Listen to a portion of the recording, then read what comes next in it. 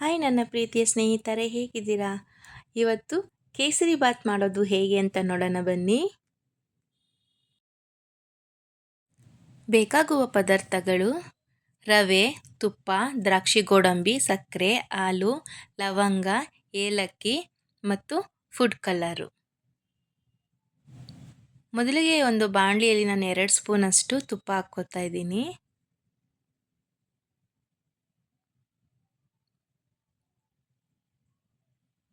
ಈಗ ದ್ರಾಕ್ಷಿ ಗೋಡಂಬಿ ಹಾಕ್ತಾ ಇದ್ದೀನಿ. ಹಾಕ್ಬಿಟ್ಟು ಫಸ್ಟ್ ಇದು ಫ್ರೈ ಮಾಡ್ಕೊಂಡು ಎತ್ಕೊಂಡ್ಬಿಡೋಣ, ಸ್ವಲ್ಪ ರೋಸ್ಟ್ ಮಾಡಿಕೊಂಡು. ಈ ಥರ ಸ್ವಲ್ಪ ಬ್ರೌನ್ ಆಗಬೇಕು, ಜಾಸ್ತಿನೂ ಸೀದ್ಸ್ಕೊಳ್ಳೋದು ಬೇಡ, ಈ ಥರ ಸ್ವಲ್ಪ ಬ್ರೌನ್ ಆದರೆ ಸಾಕು.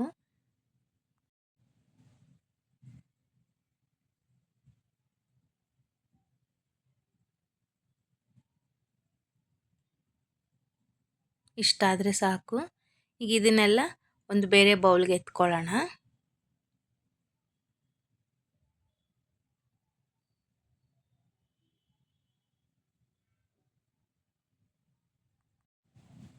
ಇವಾಗ ಅದೇ ತುಪ್ಪದಲ್ಲಿ ರವೆ ಹಾಕ್ಬಿಟ್ಟು ಚೆನ್ನಾಗಿ ಹುರ್ಕೊಳ್ಳೋಣ. ರವೆ ಚೆನ್ನಾಗಿ ಹುರಿದಷ್ಟು ಟೇಸ್ಟ್ ಚೆನ್ನಾಗಿರುತ್ತೆ. ಸ್ವಲ್ಪ ಬ್ರೌನ್ ಕಲರ್ ಚೆನ್ನಾಗಿ ಹಿಂಗೆ ಹುರ್ಕೊಳ್ಳೋಣ ತುಪ್ಪದಲ್ಲೇ.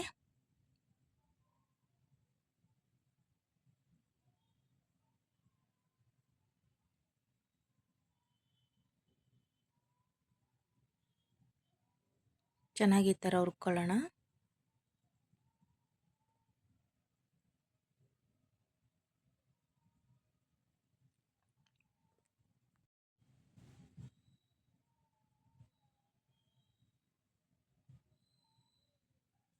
ನಾನಿಲ್ಲಿ 1 ಕಪ್ಪಷ್ಟು ರವೆ ತೊಗೊಂಡಿದ್ದೆ, 1 ಕಪ್ಪಷ್ಟು ಸಕ್ಕರೆ ಹಾಕ್ತಾಯಿದ್ದೀನಿ. ಹಾಕ್ಬಿಟ್ಟು ಚೆನ್ನಾಗಿ ಮತ್ತೆ ಫ್ರೈ ಮಾಡ್ಕೊಳ್ಳೋಣ. ಸಿಹಿ ತಿನ್ನೋರು ಬೇಕು ಅಂದರೆ ಇನ್ನೂ ಸಕ್ಕರೆ ಹಾಕ್ಕೋಬೋದು. ಇಲ್ಲಿ ನಾನು 1 ಕಪ್ ಮೀಡಿಯಮಾಗಿ ತೊಗೊಂಡಿದ್ದೀನಿ. ಏಲಕ್ಕಿ ಹಾಕ್ತಾಯಿದ್ದೀನಿ ಮತ್ತು ಲವಂಗ ಹಾಕ್ತಾಯಿದ್ದೀನಿ. ಹಾಕ್ಬಿಟ್ಟೆಲ್ಲ ನೀಟಾಗಿ ಮಿಕ್ಸ್ ಮಾಡ್ಕೊಳ್ಳೋಣ. ನಾನು 1 ಕಪ್ಪಷ್ಟು ಹಾಲು ತೊಗೊಂಡಿದ್ದೆ ಮತ್ತು 2 ಕಪ್ಪಷ್ಟು ನೀರು ತೊಗೊಂಡಿದ್ದೀನಿ. ಹಾಕ್ಬಿಟ್ಟು ಚೆನ್ನಾಗಿ ಮಿಕ್ಸ್ ಮಾಡ್ಕೊಳ್ಳೋಣ. ಬಿಸಿ ನೀರೇ ಹಾಕ್ಕೋಬೇಕು. ನಾನು ಹಾಲು ಕೂಡ ಕಾಯಿಸಿ ಇಟ್ಕೊಂಡಿದ್ದೆ.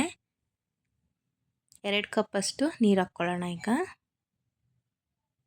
ಹಾಕ್ಕೊಂಬಿಟ್ಟು ಚೆನ್ನಾಗಿ ನೋಡಿ ಈ ಥರ ಆಗಬೇಕು. ಈಗ ಚೆನ್ನಾಗಿ ಮಿಕ್ಸ್ ಮಾಡ್ಕೊಳ್ಳೋಣ.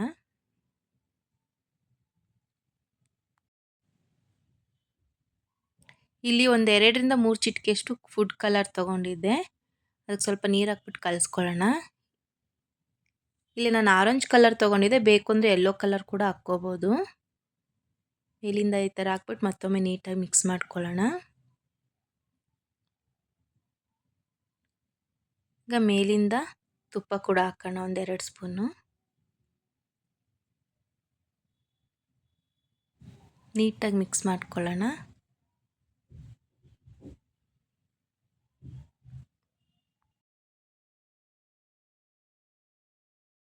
ನಾನಿಲ್ಲಿ ಮೀಡಿಯಮ್ ರವೆ ತೊಗೊಂಡಿದ್ದೀನಿ, ಬೇಕು ಅಂದರೆ ಚಿರೋಟಿ ರವೆಯಲ್ಲಿ ಕೂಡ ಮಾಡ್ಕೋಬೋದು.